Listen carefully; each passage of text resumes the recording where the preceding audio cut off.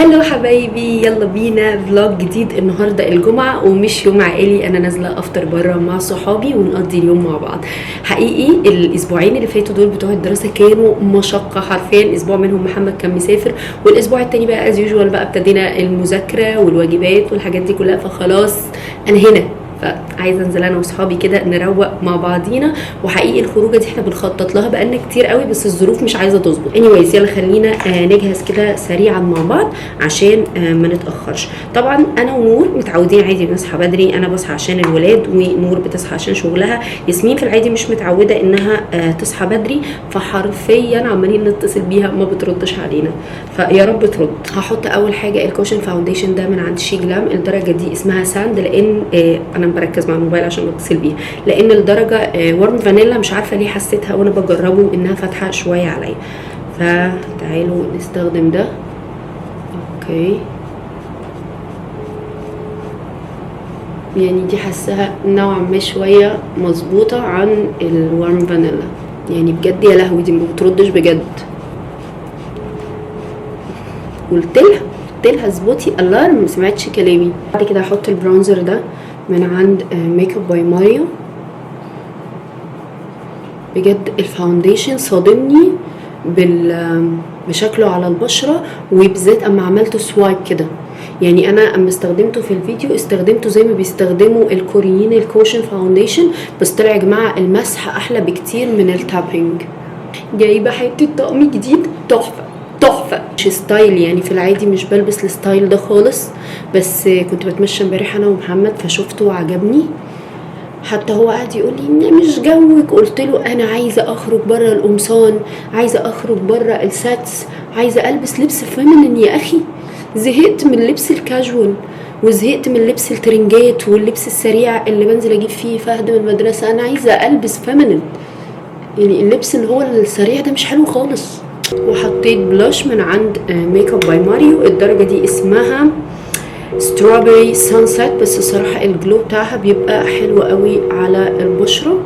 عايزين ميك اب النهارده يكون كيوت على قد ما نقدر. هاخد القلم ده من عند لورين مارسي، هو لونه بني خفيف قوي كده. احطه بس مش على الجفن كلها، عند الرمش بس كده. بعد كده باي فرشه صغيره هموهه كده. بفكر اخليه مسحوب، مش عارفه يعني، بس شويه صغننين. بعد كده هحط الماسكارا دي من عند اماندا. اليومين دول بستخدمها كتير جدا، بتدي الصراحه كثافه وطول حلو قوي. اسمها I dare you. اوكي حبايبي، خلاص حطيت ماسكارا وحطيت الليب لاينر بتاع كيكي. هحط بس السيتنج سبراي ده بتاع هدى بيوتي. محتاجين نقربه قوي من وشنا عشان يرش. بيفكرني بسبريهات شي جلام، نفس الريحه بجد، نفس الريحه ونفس البخاخه، بترش قليل قوي. على ما السبراي ينشف هروح البس وارجع لكم. حبايبي ام دان. ده شكل الاوتفيت كده، مش عارفه هتبقوا شايفينه ولا لا.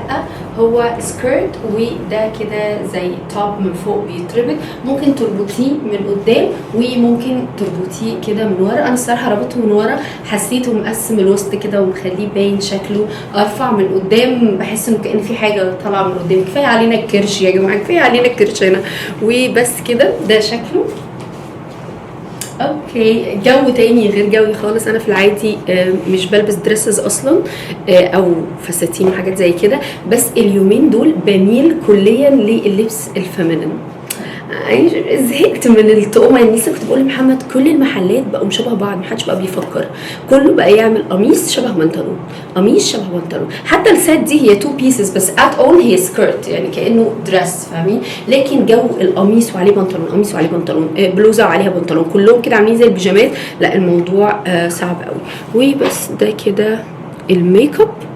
اوكي، مش ناقص بقى غير اني بس اعمل حواجبي. فين الواحد قبل ما بيرسم حواجبه حاجه، وبعد ما بيرسم حواجبه بيبقى حاجه تانية خالص. بس الحمد لله الحمد لله حواجبي اصلا ما شاء الله متحسنه كتير جدا جدا جدا، عشان بستخدم السيرم بتاع الحواجب والرموش بتاع كابيكسي. حرفيا طلع لي حواجبي.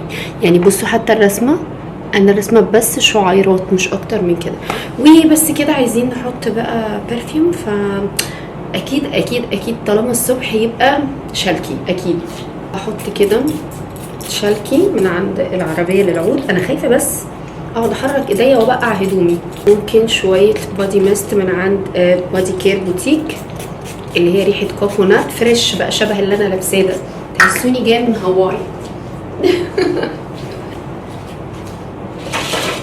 وهلبس الشنطه اللي انا بجد مش لاقيه اي اوكيجن البسها فيها، فقلت والله لا البسها، حتى لو هي الوحيده البوب اوف كلر اللي هيبقى في الموضوع. يعني الساندلز ابيض والدريس ابيض والطرحه بيضه، فحسيت ان دي اتس ويل بي اوكي. فيلا خليني احط الكورد هولدر. طبعا هو يعني اكبر من الشنطه، مش عايزه اكدب عليكم، بس في كيرف كده هنا اما بحطه الشنطه بتقفل، وهلبسها كده.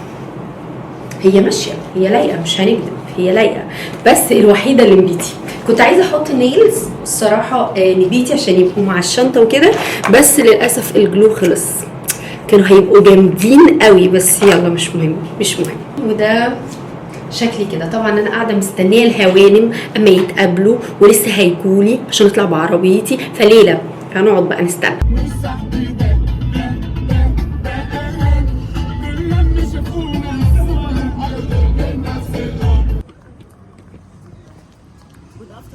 جود افترنون. لا احنا لسه مورنينج يا روحي. انا بص هقول لكم جود افترنون. يا شفتيه؟ عبد الله.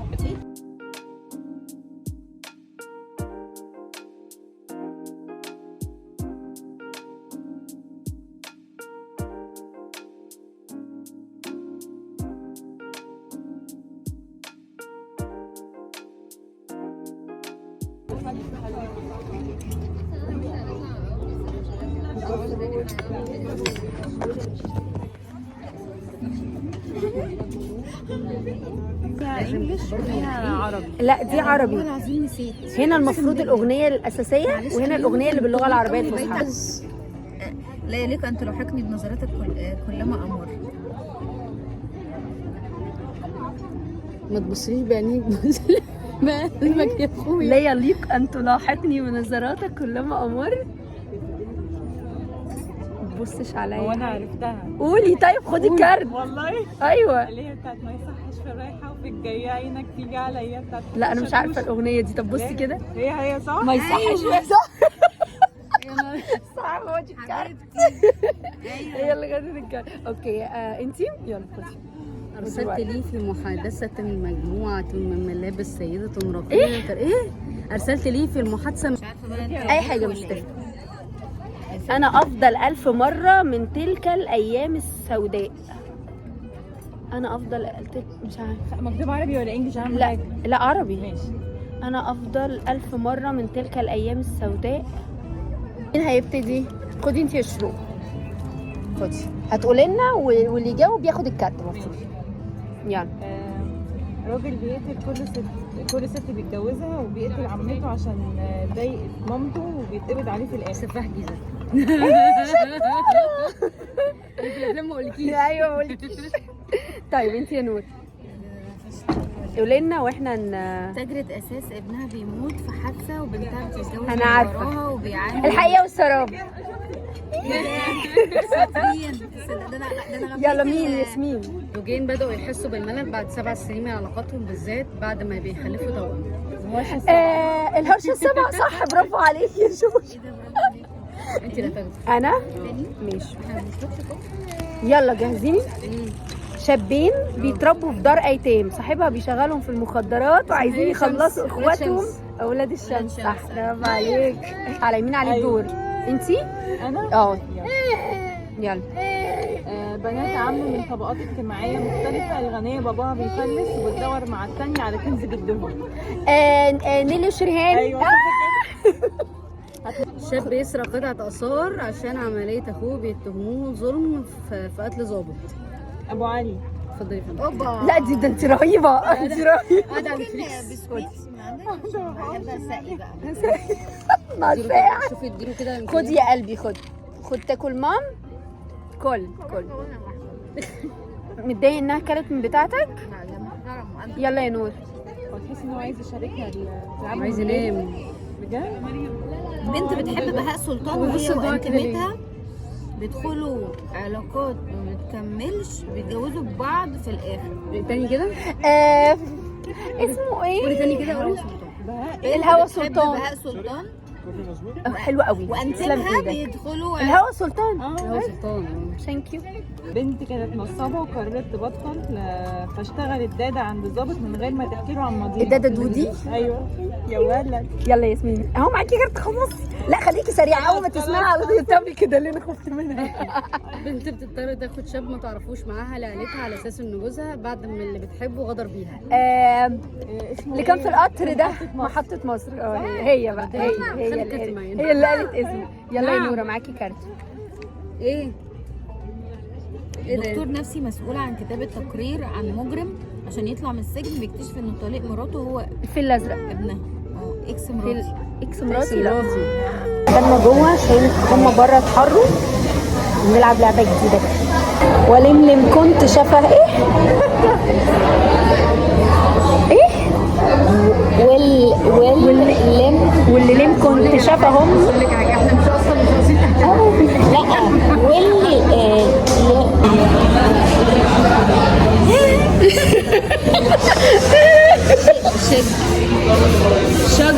شجر الليمون دبلان على الارض. الله عليك يا نور، برافو عليك يا ولد. اخيرا خدتي اخيرا.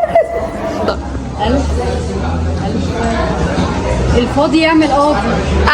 طلعت صح. شوفي يا ورم. ايوه صح اخيرا. ماشي شوف اتقي ربنا فيا بزياده، احس بيا. الله عليك. لا شو خطيره معديه. لا مليت. واحده ست بيقول لك واحد سبته يقول لك يا شربيني وانت شربيني. لا دي صعبه قوي. ايه الحظ ده؟ انت عملت لي واحده جديده. انا هنا مدلله. انا حاسه ان انا مدلله. انا حاسه ان انا متدلعه قوي. انا ينفع اعيش معاكم هنا والله العظيم. انا نفسي والله ينفع اعيش نلاقي حد كل يوم يعمل لي لا. الله عليك يا واحد يا نشيد. فين الاغنيه في كده؟ مش اغنيه وقال لك لا مثل لا ترند لا اغنيه. هو الله عليك يا واحد يا نشيد. ده ايه بقى؟ فين الترند في كده؟ ام سده فواتح. ايوه اما قالت له الله عليك يا واحد يا نشيد هو ده اللون اللي عاجبني. خلاص يا ياسمين بلاش دراما، احنا سرحنا في الكلام فمشينا. يابا احنا بنتحسد. لحظه الحسد اهو بيشتغل اهو. ها مش تخليش جمله نور ترشق فينا. امبارح نور بعتلنا على الواتساب بتقول لنا ايه؟ بتقول لنا ان الكيمياء بيني وبين ياسمين غريبه، ان هي لو مكاننا بهزارنا مع بعض هتتقمص، لكن انا وهي هزارنا مع بعض يعني فاهمين اللي هو ممكن اي اتنين يتخانقوا بيه، لكن انا وهي لا فاهمين. ياسمين نفس الكيمستري بتاعتي تقريبا، فبنقعد ندب لبعض كلام كده وما بنزعلش من بعض. فكل شويه اقول لها، كل ما تيجي تقول لي انا مش عارفه اقول لها اوعي هنتحسد. المهم دلوقتي احنا رايحين بقى على النكست ديستنيشن، رايحين ليديا ماركت اللي هو في ارض المعارض. هنروح هناك بقى نتمشى. الفايب بتبقى حلوه والصراحه انا بحب المعرض ده قوي. فاكرين خدتكم معايا فيه قبل كده اما رحنا نجيب لبس العيد. فخلونا بقى نروح نتمشى انا والحلوين. ودي ياسمين واليايا. انا مش شايفه اصلا. ايوه اوكي وبس كده حبيبي. الصراحه انبسطنا قوي في الفطار. يا كان بقالنا كتير قوي ما قعدناش مع بعض. لا الفايب كانت خطيره الصراحه. وقعدنا لعبنا وشربنا قهوه. بس انت ما شربتيش قهوه ياسمين؟ انت مالكيش في القهوه؟ لا ما بحبش القهوه. بس القهوه كانت برضو حلوه الصراحه. الفايب بتاع المكان تحفه وكان زحمه. يعني لو عايزين تفطروا تعالوا بدري لان ما شاء الله في ناس كتير قوي بتيجي المكان ده.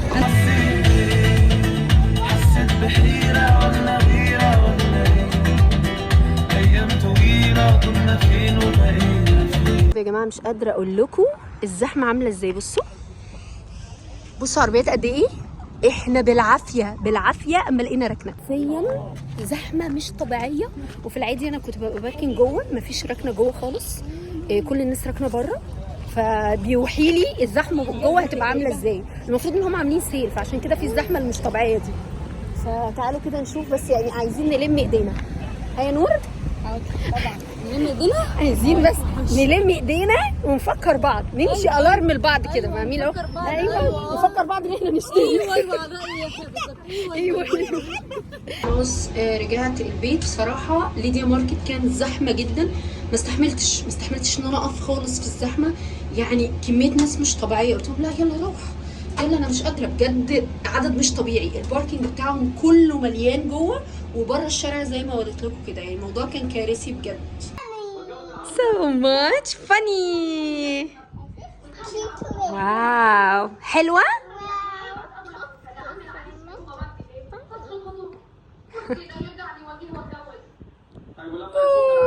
هلو حبايبي، صباح الفل. النهارده الحد 5 اكتوبر تقريبا. امبارح اليوم ما كانش فيه اي تفاصيل غير ان احنا ودينا فهد التمرين، لاننا غيرنا له التمرين بتاعه، بدل كوره بقى تنس. كنا الاول سباحه، بعد كده كوره، بعد كده تنس. احنا بنجرب لغايه ما يستقر على حاجه وحاجه تعجبه. يا رب التنس يعجبه لاسباب كتير جدا. اولها ان المكان اللي فيه التنس مش زحمه خالص، ثانيا ان العدد قليل فيقدر الكابتن يركز معاه.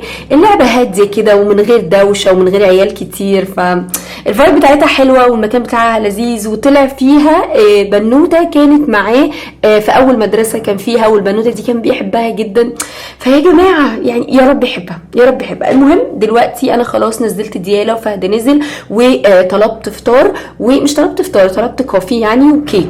جه على بالي اكل هاني كيك قوي. فبس كده يلا بينا نخش نعمل سكين كير، وتعالوا اديكم ابديت عن البرودكتس اللي بستخدمها الفتره دي. اليوم النهارده ما فيهوش تقريبا شغل، هنركز النهارده على تنظيف البيت. كلمت البنت اللي بتيجي تنظف لي البيت وقلت لها تعالي بقى عشان تشيل لي الشقه وتروقها لي.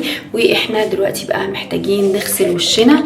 خلوني كده احاول اثبت الكاميرا، معرفش اثبتها خالص هنا. اوكي المكان ده بيرفكتو. يلا اول حاجه بستخدمها هي الغسول ده بتاع فيكيشن. خليني بس اثبت الفوكس على وشي. اوكي اوكي كده تمام. بستخدم الغسول بتاع فيكيشن، بحبه جدا يا جماعه لانه بحس انه بيحميني من الحبوب. ناخد بس شويه ميه، ودايما دايما دايما اليوم اللي اقرر ما اشتغلش فيه از يوجوال الناس ما يبقوش بينقروا في الارض. انا عارفه ان هم من اول بكره هسمع احلى تنقير. دايما يوم الحد مش بيشتغلوا قوي يعني. دايما لما تستخدموا غسول ما تحطوش عليه ميه كتير، يعني ما تخلوش خفيف عشان ينظف لكم بشرتكم كويس. وانا ممكن اولع النور عادي. انا ليه مقعداكم في الضلمه؟ يعني مش فاهمه الصراحه، بس انا من الناس اللي مش بحب الاضاءه بتاعت الانوار بتاعت البيت. انا بحب اضاءه الشمس اكتر، بحب النور اكتر. فتلاقوني الفتره اللي طول ما الشمس طالعه انا ما بولعش انوار غير في اضيق الحدود، في الاوض اللي بجد ضلمه، لكن غير كده بعتمد على الشبابيك. نغسل سناننا بستخدم اللي هو السنسوداين ريبايد تقريبا او ريبايد، مش عارفه اسمه ايه.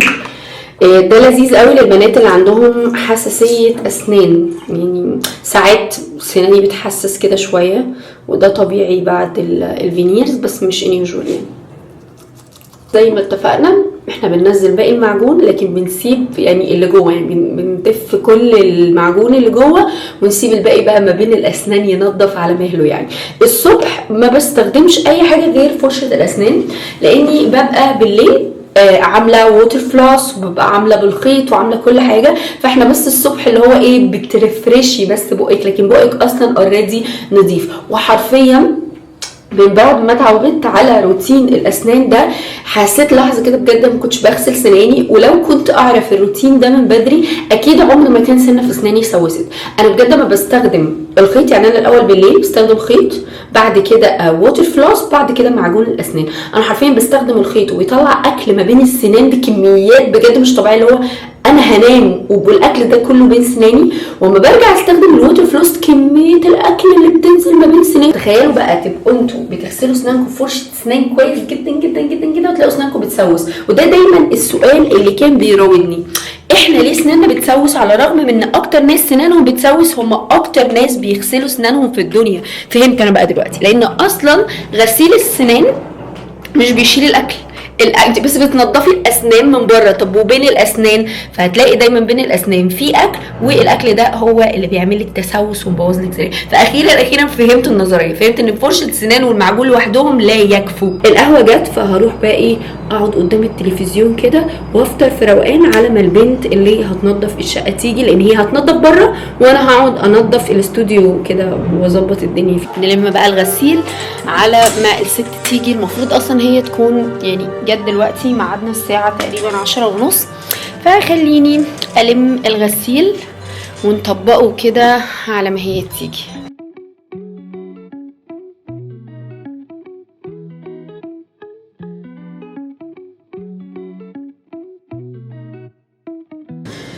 نحط بقى الغسيل اللي احنا لميناه على جنب شويه، وما نخلص بقى الشقه نبقى ايه نشغل حاجه كده ونقعد نطبقه ايه بروقان. تيشيرتات المدرسه بتاعت فهد بنشرها كده بالشماعه عشان ما تبقاش مكسره، عشان ما تطبعش من اي حاجه من الغسيل، لان لبس المدرسه بتاعه ابيض فحاجه سخيفه قوي. احضر بقى البوكت بتاع المنظفات بتاعي كده، بحط لها فيها بقى كل الحاجات اللي هي تحتاجها في التنظيف، عشان وهي داخله كل اوضه تاخدهم معاها. بحط لها المعطر، ملمع الخشب، ملمع الازاز، الفوط اللي هتلمع بيها، وبحط لها كيسين من المعطر ده عشان بتحطه على البتاع بتاع الارضيات، بيخلي ريحه الارض حلوه قوي. البراند دي اسمها بريفي تقريبا. اخر حاجه البتاعه دي اللي بتلمع بيها الازاز وكده، دي جاهزه تستخدمها وتاخدها معاها اي اوضه هي داخله فيها، فهحطها لها هنا في الارض. وهي بس لسه قاعده مستنياها.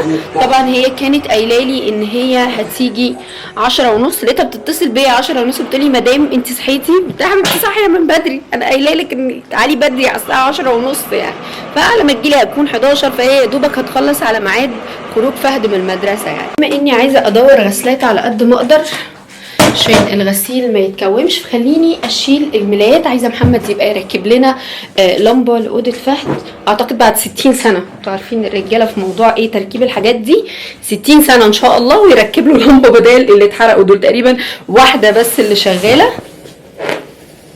بس البنت جت وبتشتغل في الاوض جوه، فخلوني انا اروق بقى ايه الاستوديو بتاعي عشان ان شاء الله نبتدي من اول بكره شغل. امبارح اما كنت في العمرانيه مع محمد، لان رحنا عند مامته فجبت شويه طرح، فاحنا محتاجين نرصهم في الدرج. حاولت اشتري شيفون بس بجد ما قدرتش خالص ان انا اشتريه، لان عارفه هم معذبين ازاي. فالفتره دي انا في الزوم بتاعه القطن مش قادره البس شيفون نهائي يعني، فعندي كام طرحه كده باظوا محتاجين يتغيروا، فجبت طرح اللي هم البيسك بيج واوف وايت ووايت واسود. دي الالوان الاساسيه اللي انا يوجوال بلبسها ومش بغيرها. هي بتبقى طرحه كده، دي اوف وايت، وبيبقى معاها البندانه بتاعتها، والبندانه بتاعتها برباط من ورا. انا بقالي كتير ما لبستش البرباط دي، فعايزه اجربهم. تيجي نجربهم مع بعض. قد ايه طريه يعني، قد ايه طريه جدا، تحسوهاش سميكه كده وتقيله، والبندانه بتاعتها نفس الماتيريال، والبندانه كمان خفيفه، تحسوش اللي هي بتمسك على الراس قوي. فالصراحه حبيتها خفيفه كده، متحسوش ان انتوا لابسين حاجه تقيله، والماتيريال بتاعتها حلوه قوي. انا جبتها الطرحه بالبندانه كانوا ب150. خلاص كده رصيت الطرح، دول القدام دول الجداد، والباقي المفروض اللي كانوا مكملين هنا طلعتهم، لان في منهم اللي بقى اعمل ميك اب ومش عايز يطلع، في منهم اللي انا مش عارفه الفها فاهمين، فطلعت كده حبه حلوين دول، وفي تانيين هناك على الكرسي. الميك اب ده اللي استخدمته تقريبا طول الاسبوع، فاحنا محتاجين نرجعه كله في الادراج، فيلا بينا.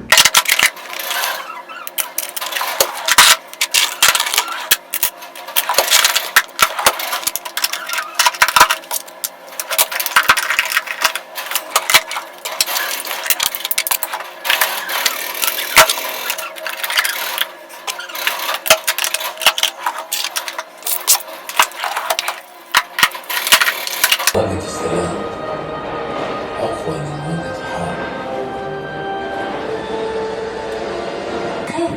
يا عزفوقة هالشلتوت نايش خيطوط في شعره اليوم نام عسلانه يا عاهد تل أبيب، إنما أنتوا عندكم الوزير يمشي إيد ورا وإيد قدام. اليوم عمال يجري بطريقه مش طبيعيه. دلوقتي الظهر أذن بقاله حبه، وهي خلصت بس الاوض والتويلت، مش ناقص غير المطبخ، الحمام الصغير والصاله. عايزه اقول لها تنجز شويه، لان احنا معناش غير ساعه ونص عشان اروح اجيب فهد من المدرسه، كمان اقل من ساعه ونص. فلازم تنجز شويه.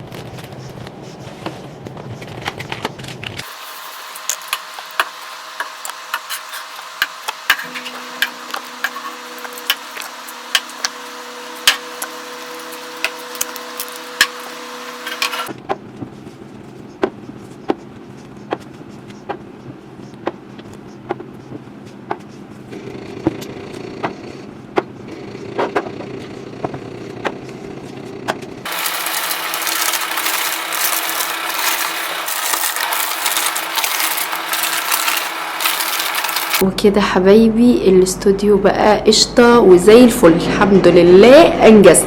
النهارده التلات، والنهارده ديالا قاعده معايا في البيت لان هي تعبانه شويه، فقلت خليها تريح في البيت. النهارده احنا عندنا مشوار وعندنا حاجات عايزين نعملها، فانتوا هتقضوا اليوم معايا، بس الاكيد ان الفلوج ده هيخلص النهارده. هنا كده نشد كرسي ونقعد عشان نعمل السكين كير روتين بتاعنا. يا رب تكونوا شايفيني كده ونلحق نعمل سكين كير روتين قبل ما نلاقي ديالا طب علينا. عايزين نولع الاضاءه دي، انا عامله في التسريحه زي ليد كده. الليد ده بينور حلو قوي مثلا للفلوجز وكده، لكن للبيوتي او للميك اب مش بيبقى احسن حاجه في الدنيا، فانا بشغله ان يوجوال اما ببقى بصور فلوجز او حاجه كده قدام التسريحه. لكن بعتمد اكتر على اللي هي اللمبات اللي هي اسمها هوليود LED لايت، بس جزء من اللمبات اتحرق وجزء تاني بيعلق، فرحت شايلهم كلهم وطلبت اوردر تاني اهو. العلبه اللي هي لونها بيربل دي طلبت اوردر من على نون بلمبات جديده هركبهم مع بعض النهارده. بس خلوني الاول اشغل الاضاءه.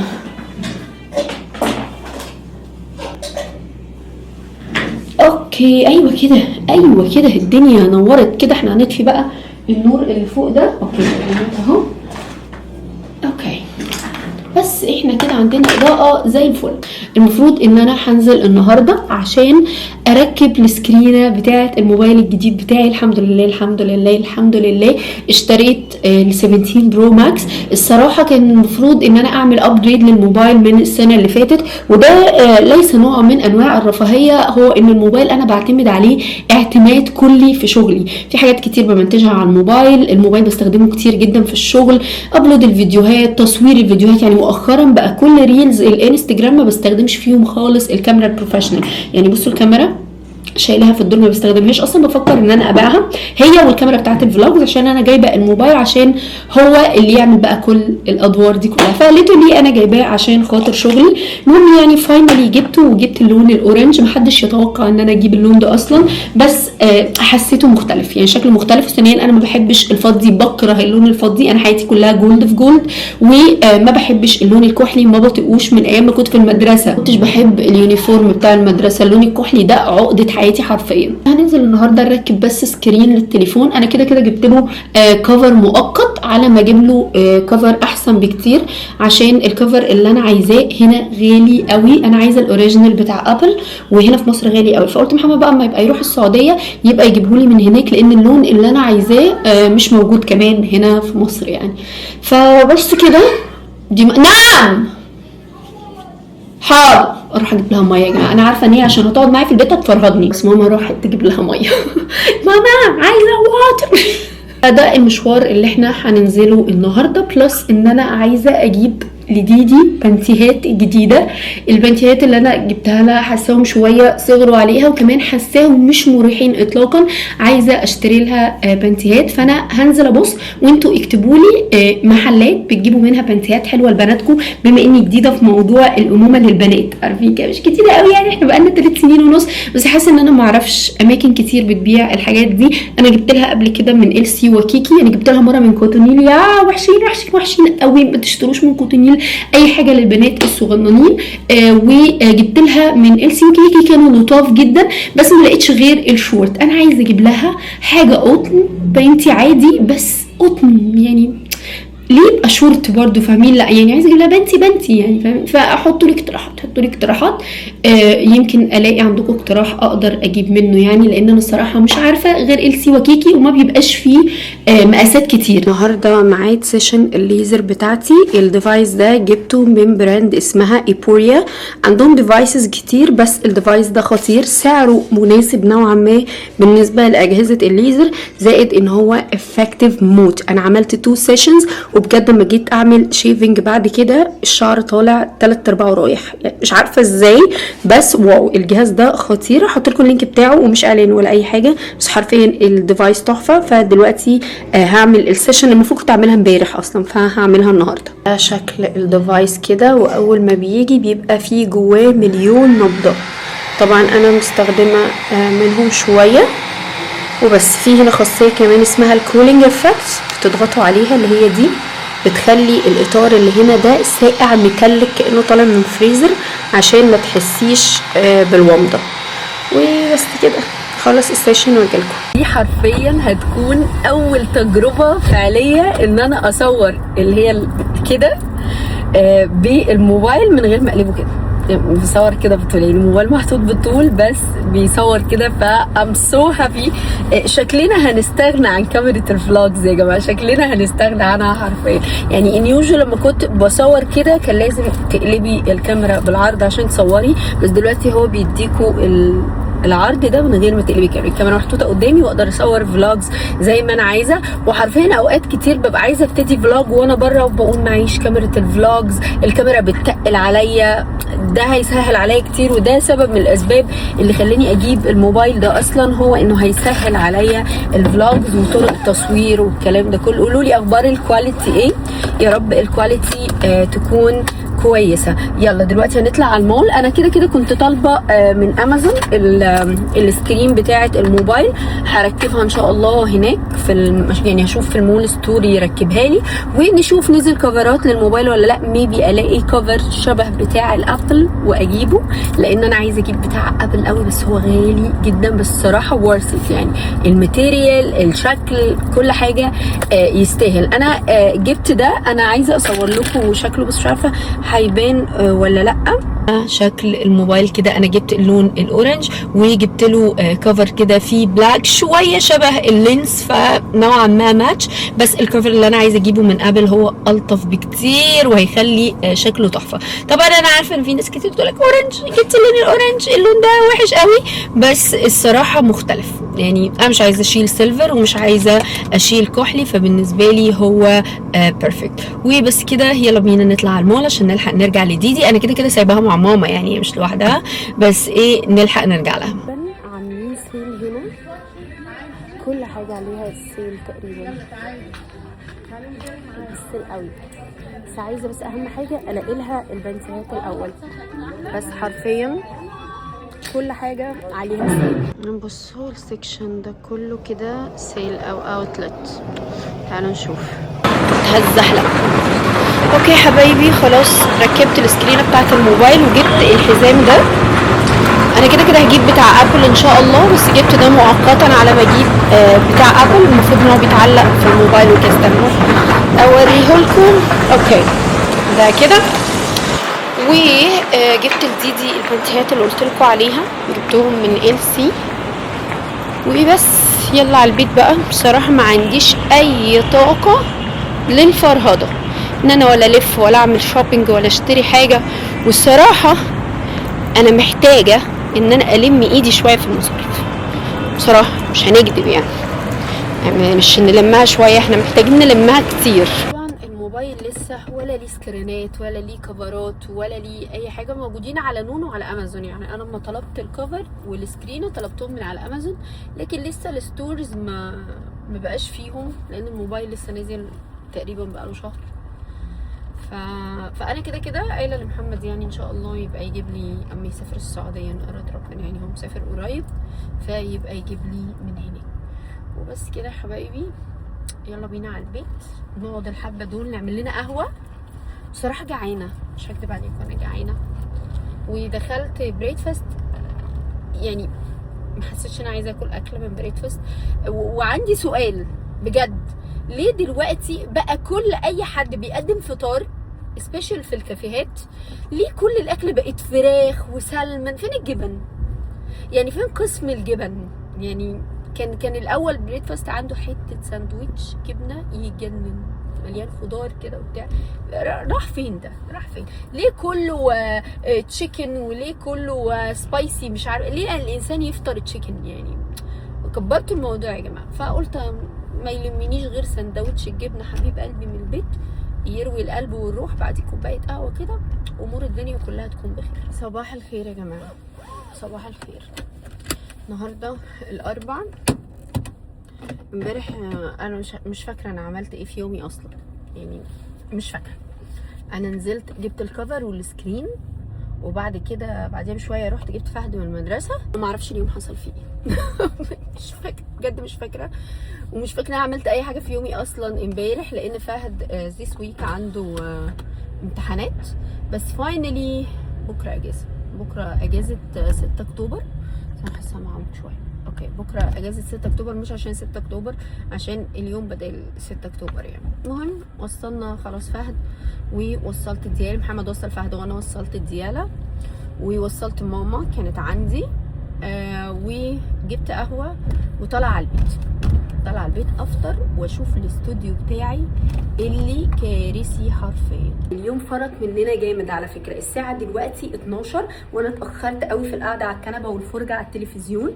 بس اللي اخرني كمان شويه ان انا كنت عارضه الموبايل بتاع فهد للبيع، لان انا اديته الموبايل بتاعي وانا جبت تليفون جديد، فكنت عارضه التليفون بتاعه للبيع. فاللي كان جاي يشتريه اتعطلت بقى معاه شويه على ما مسحت الداتا اللي موجوده في الموبايل، واشتراه وشافه والكلام ده كله. anyways انا مش قادره اوريكم هنا عامل ازاي حقيقي. دي جزم انا غسلتها، وده غسيل محتاج يتشال في الدواليب، ودي تسريحه محتاجه تتروق. هل يعقل ان ده الاستوديو اللي انا مروقاه معاكم من يومين وكان قشطه وفله وعسل؟ بس ما تقلقوش، هو بس شكله مبهدل، بس حلمه كده في ثانيه. الخطوه محتاجين نعملها هو ان احنا نركب اللمبات على التسريحه. انا جبتهم من على نونو، هحط لكم اكواد الخاصه بتاعت نونو، عندي اكواد قد الشارع حرفيا. بس زمان كان في انواع لمبات احلى من كده بكتير. دلوقتي كل الانواع اللي موجوده في السوق اللي هي اللمبات دي سخيفه قوي، حجمها صغير وبتبوظ بسرعه قوي. كان الاول اللمبات الكواليتي بتاعتها احلى من كده بكتير. مش عارفه هشيل الستيكرز دي ازاي، بس هحاول. لو عملتهم كده اللي هو كده ممكن يطلعوا. والله تصدقوا بيطلعوا، والله العظيم انا فنان. بصوا طلع. يلا خلينا نركبهم. انتوا مش متخيلين انا دماغي مشغوله قد ايه بحاجه مهمه جدا. هعمل غدا ايه النهارده؟ يجي معاهم دبل فيس كده، فانتوا بتاخدوهم وبتلزقوهم على الاماكن، وبعد كده تحطوا عليهم اللمبات.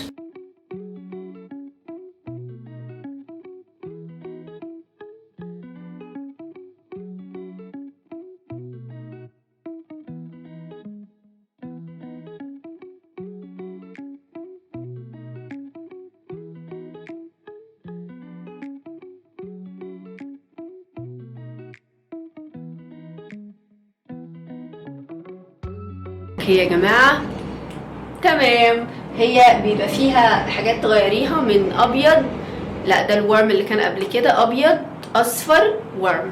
انا بحب الورم، بس حلوه دي اضاءتها عاليه. اللي كانت عندي اضاءتها كانت ضايعه حرفيا. دي باللي هي ما فيهاش سلك، بس تصدقوا دي كبيره ودي صغيره. لا ما تقولوليش كده، بس حاسه دي كبيره ودي صغيره، مع اني اقسم بالله من نفس القطعه دايسه 2 بيسز 2. اصوت؟ لا استنوا، انا محتاجه اتاكد من الاضاءه. استنوا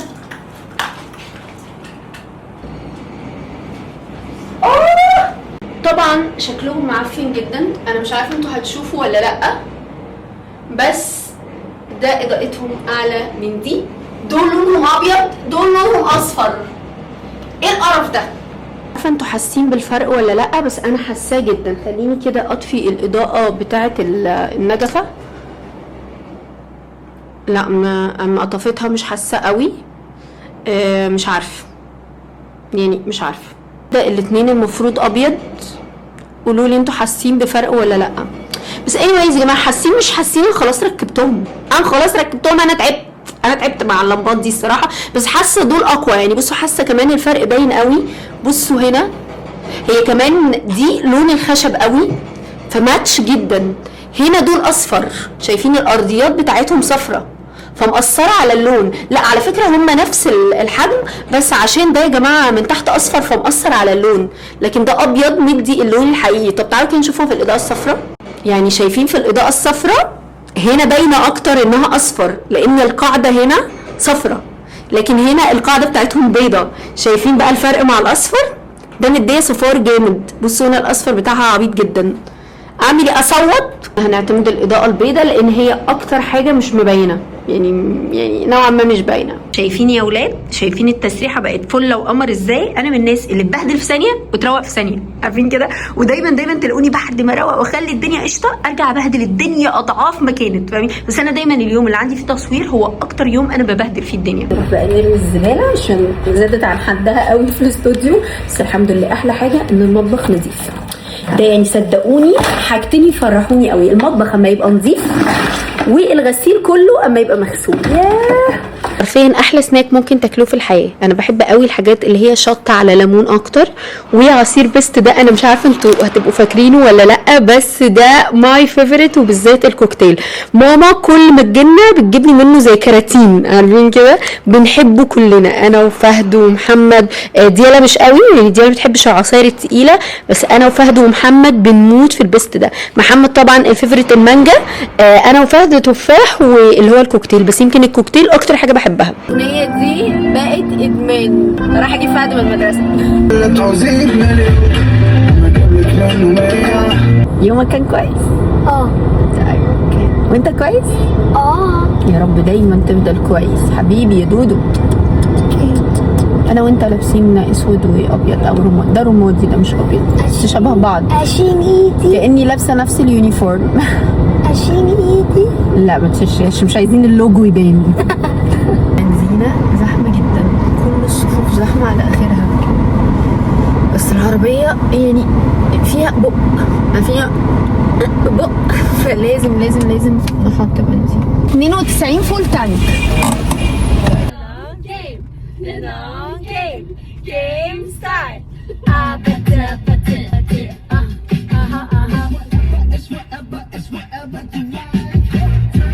المفروض تشتري رباط وسجادة عشان الفتنس. نسينا بابا بابا الكابتن قال لك كده؟ بس اوكي بابا نسي. بس معلش نبقى نعدي نجيبهم واحنا مروحين. كل يوم بس السجادة يوم الخميس، بس معنى قصدي يوم خلاص ماشي، نبقى نعدي نجيبهم واحنا ماشيين. يلا اوكي يا حبايبي، جينا النادي عشان الاستاذ فهد يتمرن. النهارده عنده تمرين الساعه 6، النهارده الاربع، واصلا متاخرين. اسرع شويه دودو. منظر من ورايا رهيب. بصوا شكل السماء عامله ازاي. لا وقدامي اروع، يعني قدامي شكلها خطير. كان بقالنا كتير قوي منزلناش قعده النادي دي. احنا اصلا بقالنا كتير قوي موقفين الكوره، تقريبا شهرين او اكتر مش عارفه، بس بقالنا كتير موقفين الكوره. بس قلت لمحمد ما ينفعش يبقى ما بيلعبش رياضه اصلا، يعني بحس يومه فاضي، لا لازم يلعب رياضه. او الفتره اللي بيلعب فيها رياضه بياكل كويس، بحسه طاقته بتبقى مخلصينها اول باول يعني. فاهو بيعملوا فتنس دلوقتي. انا هقعد بقى معايا الايباد، فهقعد اخلص بقيه الشغل، مع انه ما شحنش كويس يعني. معانا تقريبا 27% نشتغلهم. ممكن تلاحظوا شويه ان انا ببص هنا ببقى ببص على نفسي، فالمفروض ابص هنا فوق عند الكاميرا، بس انا ببص تحت على نفسي. بس خليني اوريكم شكل السما هنا تحفه يعني. بصوا بصوا ما شاء الله شكل السما خطير حقيقي. هنا روقان اكتر بكتير من الكورة. الكورة كانت دوشة مش طبيعية وزحمة. الاريا كمان اللي فيها الكورة صعبة قوي، لكن بصوا هنا هدوء. مش عارفة هتشوفوه ولا لأ، خليني كده اعمل لكم زوم اهو شايفينه.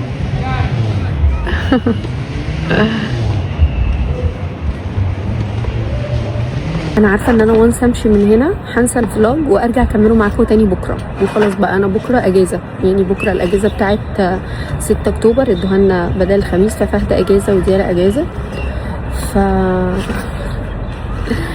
فعايزه اريح بقى، عايزه اريح وعايزه انام. عارفين اللي هو عايزه اروح البيت اصوت لهم واقول لهم ما حدش يجي جنبي وما حدش يصحيني من النوم، عارفين كده. فانا عايزه اعمل كده. الفلوج كده خلص خلاص. انتوا كده معايا بقالكم كتير قوي، يعني ريحوا مني شويه. وان شاء الله الموبايل الجديد يساعدني ان انا اصور فلوجز اسهل، لان الموبايل معايا في كل حته، لكن الكاميرا ساعات ببقى عايز اصور فلوجز وانساها. مش عارفه انتوا سامعيني ولا لا، بس يعني اتس اوكي. وبس كده حبايبي، ده الفلوج بتاع الكام يوم اللي فاتوا. اشوفكم الفلوج الجاي ان شاء الله.